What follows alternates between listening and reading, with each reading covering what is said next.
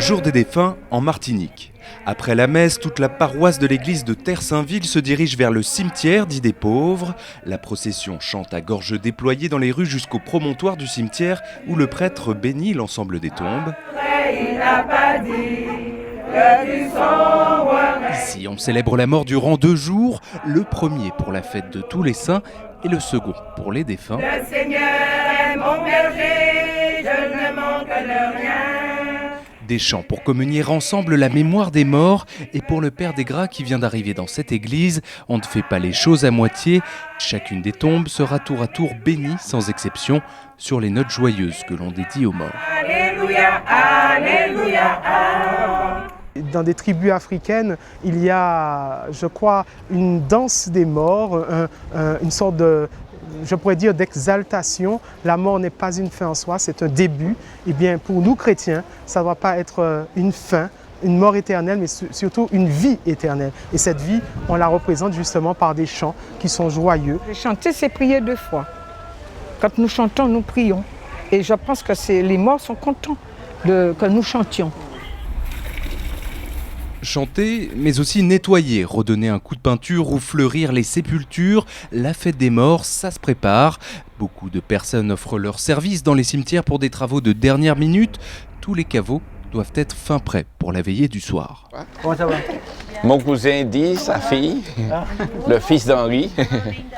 Comme chaque année, la famille Mangatal se retrouve au cimetière d'Idériche à Fort-de-France. La Toussaint, c'est avant tout un moyen de couper avec les rythmes modernes pour se retrouver en famille.